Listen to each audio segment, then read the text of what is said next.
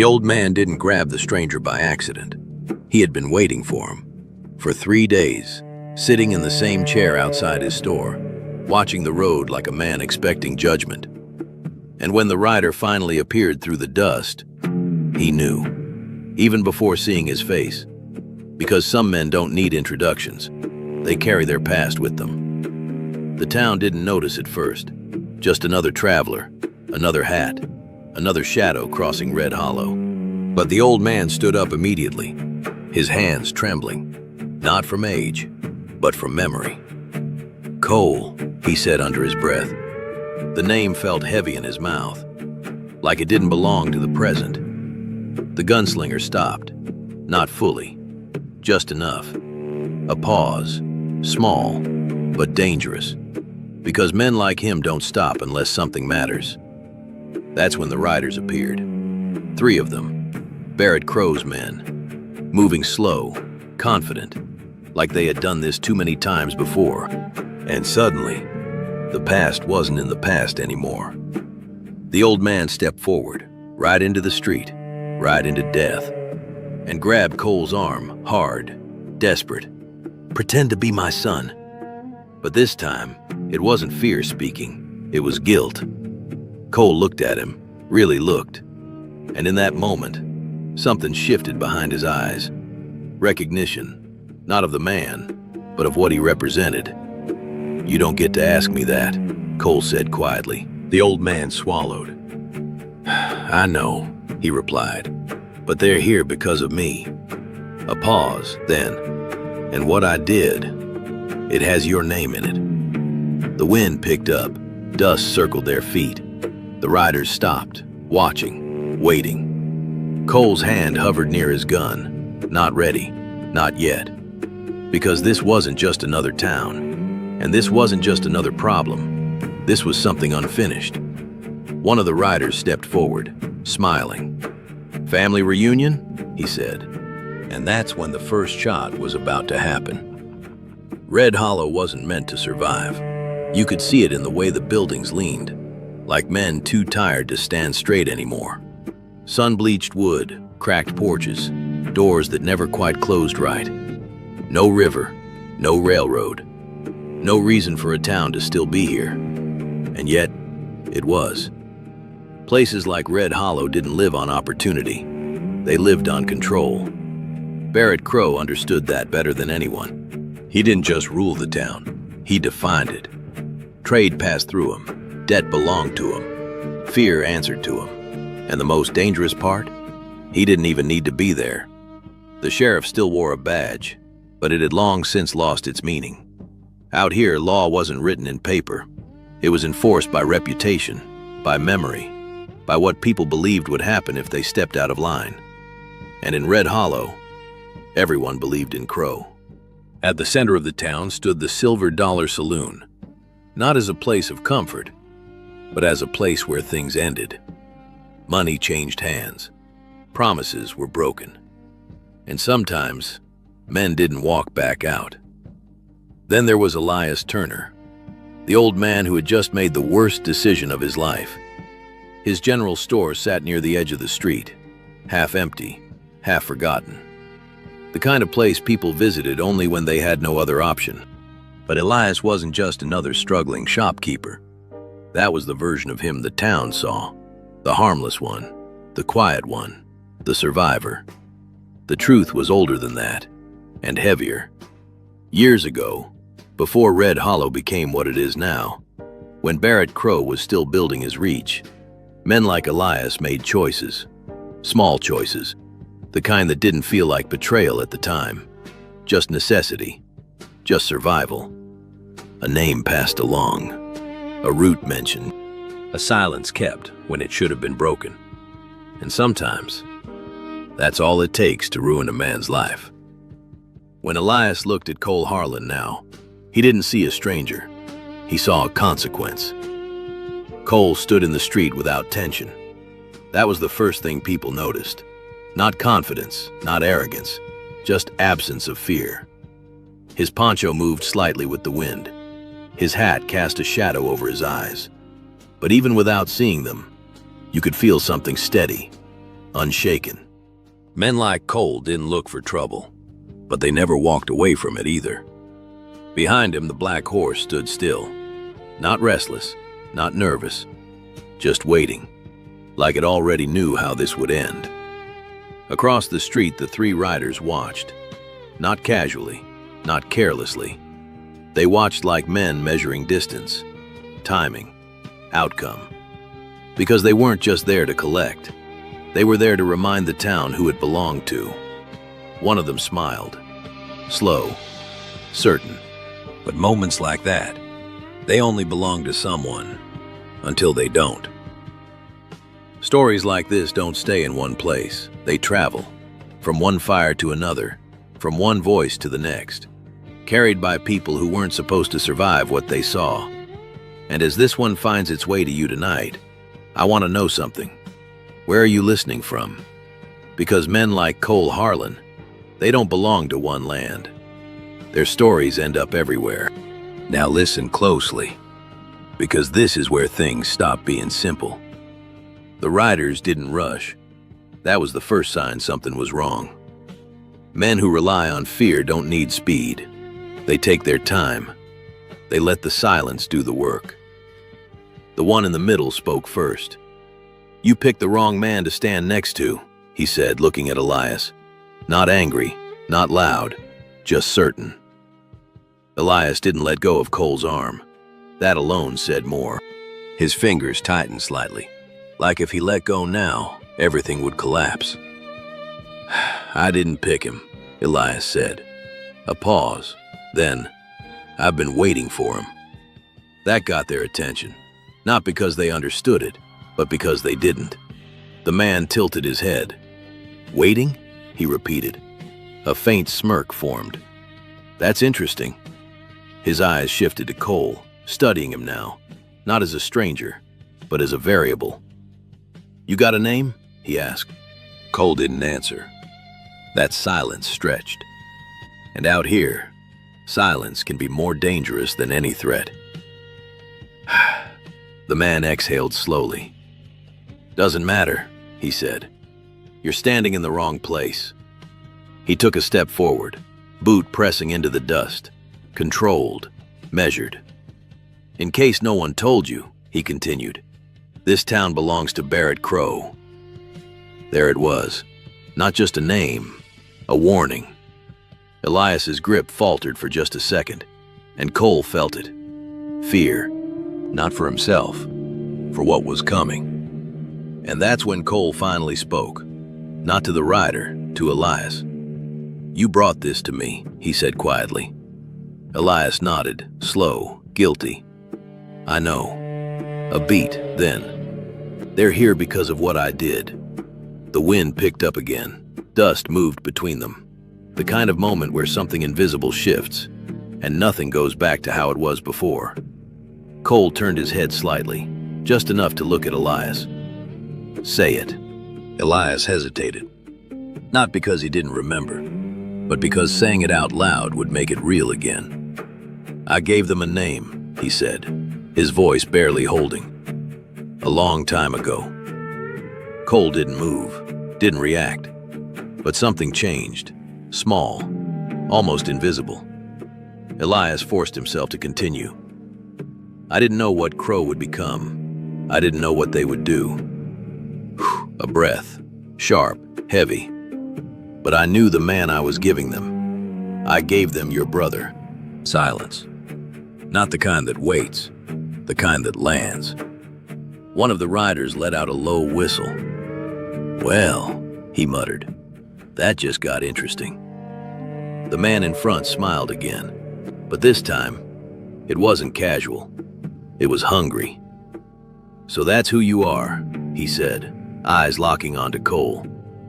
"Didn't expect the past to walk back into town." Cole slowly turned his gaze forward again, back to the men in front of him. Now there was no distance left, no misunderstanding, no randomness. This wasn't a coincidence. This was unfinished. The rider's hand dropped slightly closer to his gun. Not drawing, not yet, just preparing. "You hear that?" he said. Sounds like you got a reason to leave, or a reason to die. Cole's voice came out the same as before, low, steady, unchanged. I already had one. A pause. Now I have a name. The wind cut through the street. The town held its breath. The rider smiled, not because he was amused, but because now he understood the situation. And men like him, they liked understanding things. "Your brother," he said almost casually. "Yeah, I remember that job." He glanced at the others. Didn't last long. Elias closed his eyes. That was the moment he had been running from. And now, it had caught him. Cole didn't ask what happened. He didn't need details. There were only a few ways a story like that ended. The rider took another step forward. Closer now. Too close. "You should have stayed gone," he said. "Would have saved you the trouble of hearing it." Cole's hand moved, not fast, not yet. Just enough to rest near the grip of his revolver. That small movement changed everything. In the Old West, gunfights rarely started with anger. They started with decisions. And this one had just been made. This wasn't hesitation. This was alignment. Past and present, finally meeting. The rider noticed it too. His smile faded. "Yeah," he muttered. "That's what I thought." His hand dropped, fast. Bang! The shot tore through the silence. But it didn't come from him. The rider froze. For half a second, he didn't understand. Then he looked down, a dark stain spreading across his chest. Cole's arm was already extended, steady, unshaken. The second rider reacted immediately. Too late. Bang! He spun as the bullet caught him mid-draw. The third one didn't move right away. Not out of discipline, out of shock. That hesitation cost him everything. Cole adjusted his aim slightly. No rush, no wasted motion. Bang! The third rider dropped into the dust. Silence followed. Heavy, final. No chaos, no screaming, no panic. Just 3 bodies in the street. And a truth the town could no longer ignore. This wasn't a drifter passing through. This was someone who had done this before. Many times. Behind him, the black horse exhaled slowly, like the storm had finally broken. Elias staggered back a step. His legs nearly gave out. Not because of the violence, but because of what it meant. "They'll come now," he whispered. Cole lowered the gun, calm, controlled, like nothing unusual had just happened. They were always going to. I've heard people say gunfighters enjoyed this part, the moment after. The silence, the control. But I didn't see enjoyment. I saw something else. Not revenge, not anger. Recognition. Like a man who had just stepped back into a life he never truly left. And this time, it wasn't going to end quickly. Because killing 3 men, that wasn't a victory. Out here, that was an invitation. They didn't move the bodies right away. That told you everything. In places like Red Hollow, death wasn't unusual. But public death, that was different. No one wanted to be the first to touch them, because touching them meant choosing a side. By late afternoon, the sun had hardened the ground. Flies had already found their way. And still, the street stayed as it was. That's how power worked in the frontier. Not through announcements, not through laws, but through what people were afraid to do. Inside the Silver Dollar Saloon, the air felt thicker than usual. Not because of smoke, because of expectation.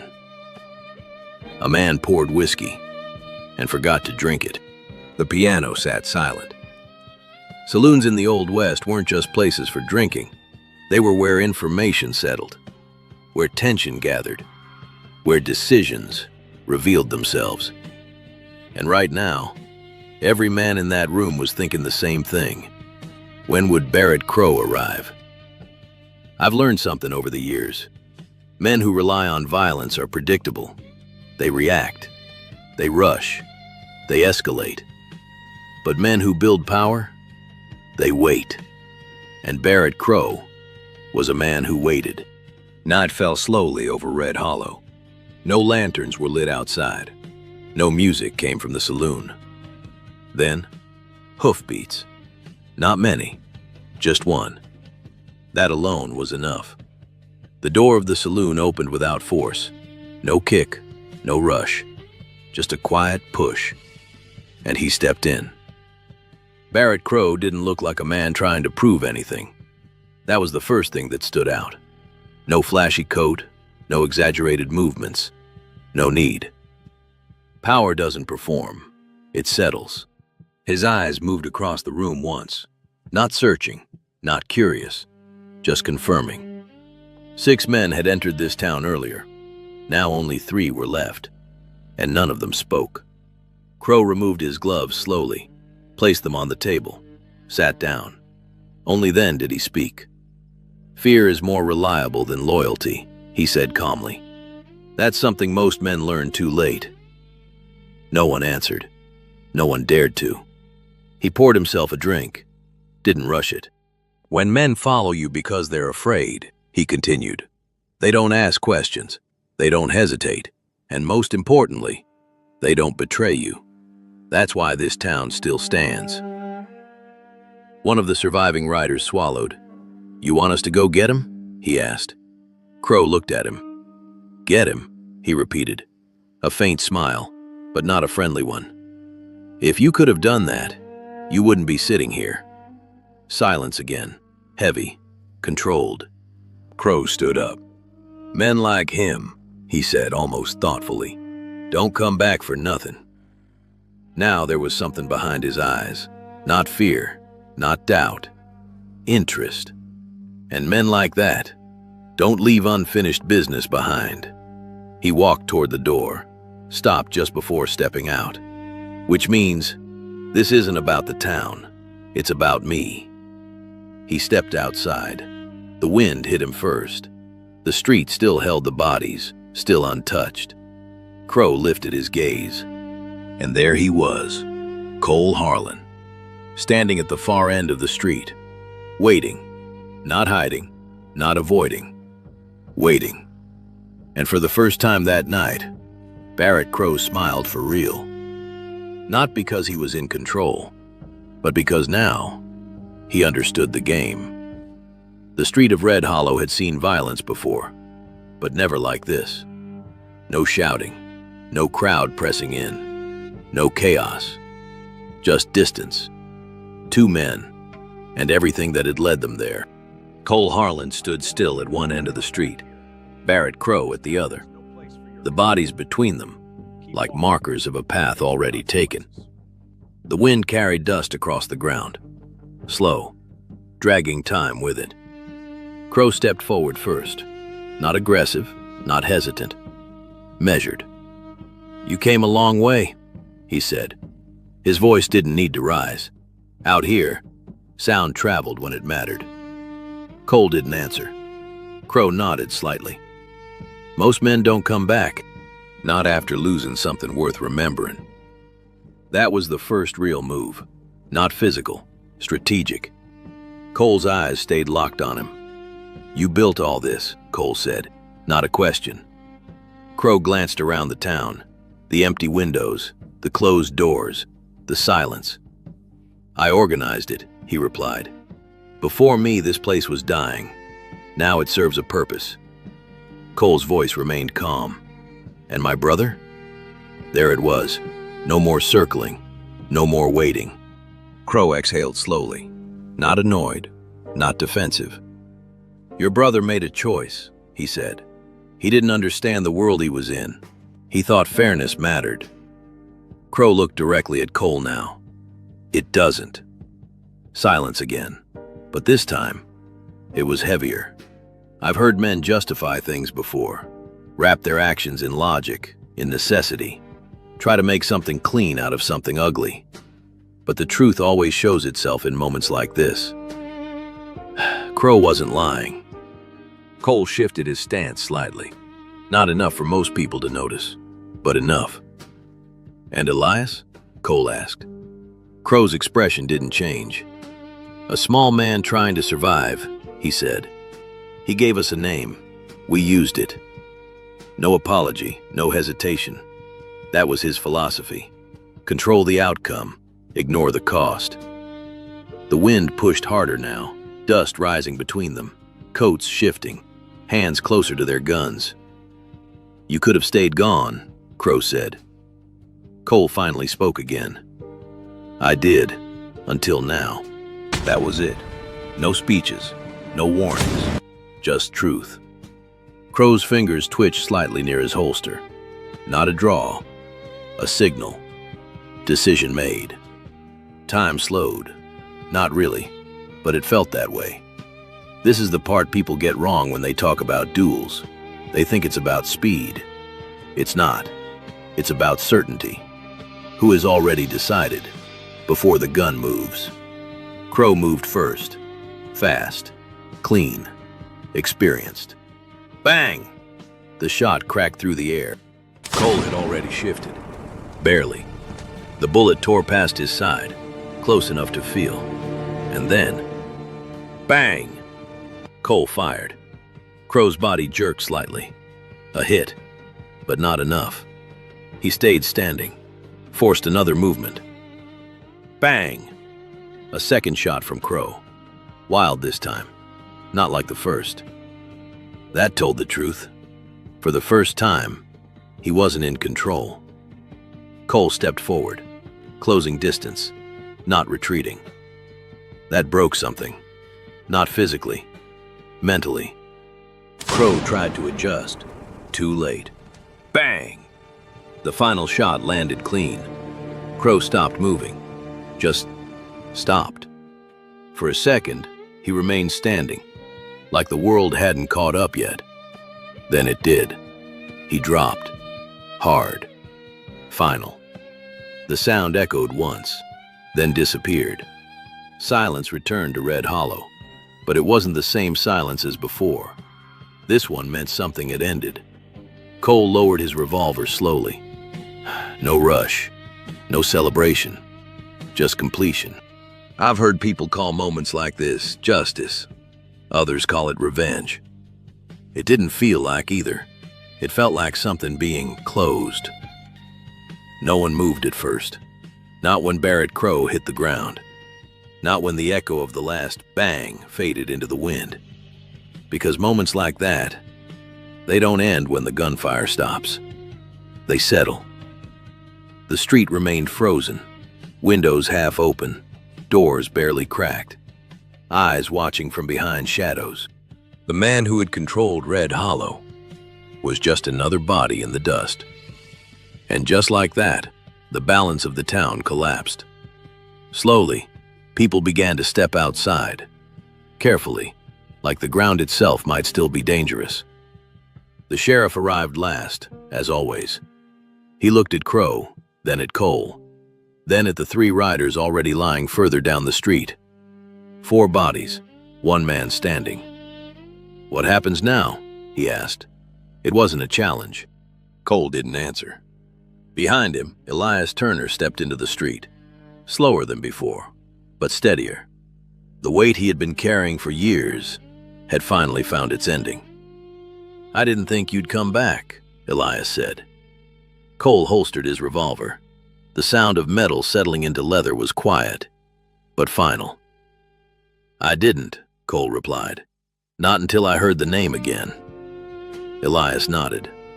I tried to forget, but forgetting doesn't change anything. Cole looked at him. Not with anger, not with forgiveness, just clarity. No, he said, it doesn't. That was the closest thing to truth either of them would get. Elias reached into his coat, pulled out a folded piece of paper, old, worn. I kept this, he said.